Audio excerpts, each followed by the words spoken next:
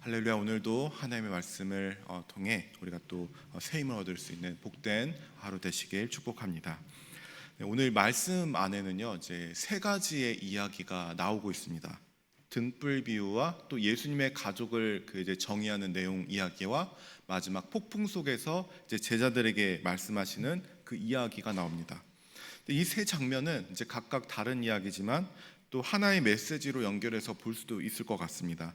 하나님의 말씀을 듣고 행하고 이제 신뢰하는 믿음이 무엇인가에 대해서 우리에게 말씀해주고 있습니다.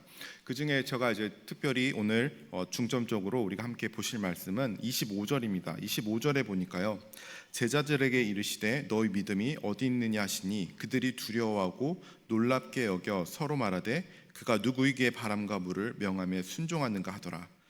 예수님이 우리를 향해서 이렇게 말씀을 하시죠. 너희 믿음이 어디 있느냐라고 묻고 있는데, 이 구절을 중심으로 예수님이 찾으신 그 믿음이 무엇이고 믿음의 본질이 무엇인가 한번 생각해보고 하나님의 음성을 듣는 귀한 시간 되시길 바랍니다. 먼저 이 16절부터 18절까지 보면요, 등불 비유가 나옵니다. 등불은 어둠을 밝히고 길을 인도하는 역할을 하죠. 그래서 등불을 켰다면 그릇으로 덮거나 침대 아래 숨기거나 그렇지 않습니다. 등불을 켰다는 것은 밝히기 위해 켰기 때문이죠. 마찬가지로 이 예수 그리스도의 복음이 이 땅에 와서 모두에게 밝혀지고 선포가 되었습니다. 그 빛은 숨겨지지 않고 우리에게 비추고 어둠 속에서 우리를 하나님께로 인도하게 만듭니다. 근데 문제는 이 밝히 드러난 이 복음이 우리는 이 복음에 대해서 어떻게 듣고 행하는가라는 겁니다. 그래서 18절에서 이렇게 경고를 합니다. 너희는 어떻게 들을까 스스로 삼가라. 누구든지 있는 자는 받겠고 없는 자는 그 있는 줄로 아는 것까지도 빼앗기려라. 그러니까 하나님의 말씀에, 그 복음에 내가 어떻게 반응하느냐 이렇게 묻고 있습니다. 다시 말하면 이렇습니다. 믿음이라는 것은 하나님의 말씀에 반응하고 행동해야지 이 믿음이 드러난다는 것입니다. 믿음은 단지 우리 생각 속에 그치고 그냥 작정하고 끝나는 게 아니라 삶 속에서 정말 하나님을 향한 그 반응으로 드러나야 한다는 것입니다. 그리고 이어서 19절부터 이제 21절을 보면요, 예수님의 가족이 누구인가에 대해서 예수님이 말씀을 하시는데요, 예수님의 그 어머니와 가족들이, 동생들이 그 예수님을 찾아왔습니다. 그런데 수많은 무리들 때문에 다가갈 수가 없는 겁니다. 그래서 예수님의 육신의 가족들은 밖에 서 있고 오히려 이제 무리들은 예수님을 둘러싸서 앉아 있는 겁니다. 그래서 이제 이 무리 중에 한 명이 예수님의 가족들이 왔다는 소식을 듣고 예수님께 전해준 겁니다. 당신의 가족이 왔는데 어떻게 할까요? 했더니 예수님께 이때 이 상황에서 21절에서 이렇게 말씀하시는 겁니다. 예수께서 대답하여 이르시되 내 어머니와 동생들은 곧 하나님의 말씀을 듣고 행하는 이 사람들이라, 이렇게 말씀을 합니다. 그러니까 예수님이 진정한 내 가족은 육신의 혈연의 가족들에 있는 것이 아니고 어떤 사람들인가 이렇게 명확히 정의를 해주고 있는데요, 그 하나님의 말씀을 듣고 행하는 사람마다 나의 자녀고 아버지고 어머니고 내 형제다, 이렇게 말씀을 하고 있습니다.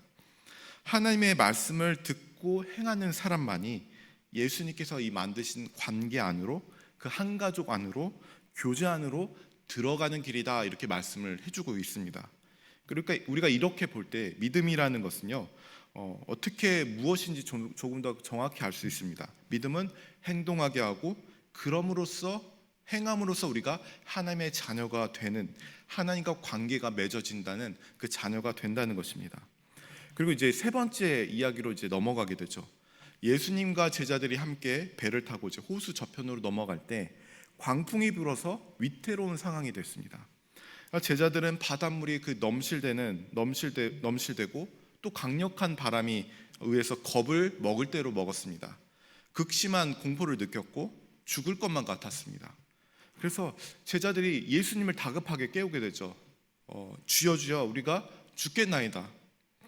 그래서 이제 이 요청에 예수님이 깨어나셔서 바람을 꾸짖으시고 바다를 꾸짖으시고 잠잠하게 하셨습니다. 그리고 이제 이 상황이 있고 나서 제자들에게 묻는 거예요. 25절 너희 믿음이 어디 있느냐, 이렇게 말씀을 하시죠. 이 말씀을 보면 단순히 제자들을 꾸짖고 있는 것만은 아닌 것 같습니다. 오히려 제자들에게 믿음의 본질이 무엇이고 이 믿음으로 이끌기 위한 그 하나님의 물음인 것입니다. 이 말씀이 저에게도 이렇게 묻습니다. 제가 평상시에 하나님을 믿는다고 하는데 또 고백을 하고 이 예배를 드렸던 시간이 많은데 인생에 내가 폭풍이 몰아치고 내 상황에 두려움이 느낄 때 정말 제 믿음이라는 것은 다 사라지게 됩니다. 그리고 제자들처럼 다급하게 하나님께 묻게 되는 거죠. 주님, 주님, 지금 가만히 계실 때가 아닙니다. 제 상황이 다급합니다. 큰일 났습니다. 어떻게 해야 됩니까? 두려움에 제가 가지고 있었던 평소에 가지고 있던 믿음이라는 것은 모두 사라지고 뒤로 하고 그리고 어떻게 해야 되느냐 지금 내 상황만 붙들고 하나님께 묻게 되는 거죠. 그때 주님은 저에게도 이렇게 똑같이 묻는 겁니다. 너의 믿음이 어디 있느냐? 그동안 너가 믿음이라고 생각해왔던 그 믿음이 무엇이었고 도대체 그 믿음은 어디 있느냐 묻고 있습니다. 여러분 과연 믿음이라는 게 무엇일까요? 평상시 우리가 믿는다고 했던 게 이 두려움에 다 사라져 버렸습니다. 믿는 게 무엇일까요? 기독교 백과사전을 보니까 믿음의 정의에 대해서 이렇게 말을 합니다. 믿음은 어떤 사물에 대한 신념과 어떤 사람에 대한 신뢰를 가리키는 말이다. 근데 신학에서 믿음이란 인간이 절대자 또는 초월자를 이해하는 것을 나타내는 표현이다. 믿음은 새로운 지식을 발견하는 것과는 대조적으로 계시에 응답하는 것이다. 이렇게 말씀을 정의를 내리고 있습니다. 그러니까 신앙에서 우리가 신앙의 믿음은 어떤 사실을 알고 그냥 증명하고 그 정보들에 관해서 내가 들었다는 것에 있는 게 아니라 우리가 믿는 신앙의 대상이 하나님이고 그 하나님에 대해서 우리가 반응하는 것이다라는 것입니다. 어떤 힘이나 법칙에 의해서 내가 반응하는 게 아니라 하나님이며 또 나의 말을 이해하고 공감하시고 소통하시는 그 인격자이신 그 하나님의 사랑에 따라서 거기에 반응하고 그 인격자를 신뢰하는 것이 믿음이라는 겁니다. 그래서 믿음은 인격과 인격 사이에서만 오로지 인격과 인격 사이에서만 일어날 수 있습니다. 어떤 힘이나 인격 아니면 어떤 법칙이나 인격 사이에서 이 소통이나 공감이 일어나지 않고 믿음도 일어나지 않습니다. 그래서 우리가 믿음이라는 것을 이야기할 때 우리가 성경에서 신학에서 우리 믿음 생활에서 열심을 내어서 하나님의 마음을 움직인다라는 표현도 쓰지 않습니까? 또 성경에 보면 우리가 간청함으로 인해서 이제 들어주게 되는데 하나님 아버지께서도 들어주시지 않겠느냐 이렇게 비유의 말씀을 하십니다. 무엇인가 우리가 얻어낼 자격은 없지만 내가 이수온 하나님께 앞에 아뢰고 떼를 쓰고 울면서 하나님께 감동하셔서 혹은 불쌍히 여기셔서 들어주실 것이다. 우리가 이렇게 기대하는 것은 하나님께서 우리의 말을 이해하시고 우리와 소통하시고 또 그렇게 말씀하시는 인격자이시기 때문입니다. 기계를 향해서 우리는 그렇게 기대를 하지 않습니다. 기계를 향해서 안 되는 건데 내가 떼를 쓰고 내 감정과 상황을 전달해서 기계가 공감해주고 상황을 변경하거나 그러지 않다는 겁니다. 기대도 할 수가 없습니다. 그런데 인격과 인격 사이에서는 그것이 가능합니다. 마음을 이해하고 또 배려하는 일들이 일어납니다. 그래서 우리가 하나님을 믿는다고 할 때는 우리가 어떤 힘을 믿는 게 아니라 초월적인 힘을 믿는 게 아니라 그 모든 힘을 가지신 인격자이신 하나님을 믿는 것이고 그 하나님이 나를 사랑하셨다는 사실에 또 주님이 이루신 그 복음에 대해서 내가 믿고 앞으로도 그 인격자이신 하나님을 신뢰하고 믿는 것입니다. 그래서 정리해서 이야기하자면 예수님이 폭풍 속의 제자들에게 이 믿음을 다시 한번 상기하게 하신 것입니다. 내가 너희를 사랑했고 전능자로서 너희와 함께 해왔고 너희를 보호하고 약속한 것을 반드시 이루신 하나님으로서 내가 너희와 함께하였다. 그리고 나는 이 폭풍 속에서도 여전히 너희와 함께하고 있다. 폭풍이 쳐도 바람이 불어도 너희와 나의 관계는 아무런 관계가 없고 변하지 않는다. 나는 너희를 향해 그러할진대 너희는 그래도 나를 신뢰할 수 있느냐? 내 한마디에 폭풍우가 잠재워주는 것을 보았느냐? 내가 이 폭풍까지도 잠재우고 너희를 끝까지 인도하는 인격자이기에 너희를 놓치지 않고 너희를 보호하는 하나님으로서 있다는 것을 믿고 너희도 나의 사랑에 끝까지 반응하지 않겠느냐? 이렇게 하나님은 우리를 초청하고 있습니다. 여러분 결국 우리가 믿는다고 하는 것은 인격자 하나님에 대한 신뢰입니다. 하나님이 신실하시고 능력이 많으시고 나를 사랑하신다는 그 변함없는 사실을 우리가 알아가면서 인격자 하나님을 신뢰하고 거기에 반응하는 것입니다. 그래서 우리는 이렇게 대답할 수가 있겠죠. 주님, 그렇습니다.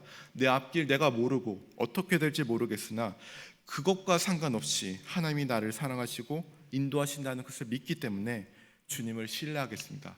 이게 우리의 믿음이고 반응하는 것입니다. 제자들은 그 폭풍을 잠재우는 주님을 보고 이렇게 수군거립니다. 그가 과연 누구이시기에 바람과 물도 순종하는가? 제자들은 아직도 주님을 몰랐습니다.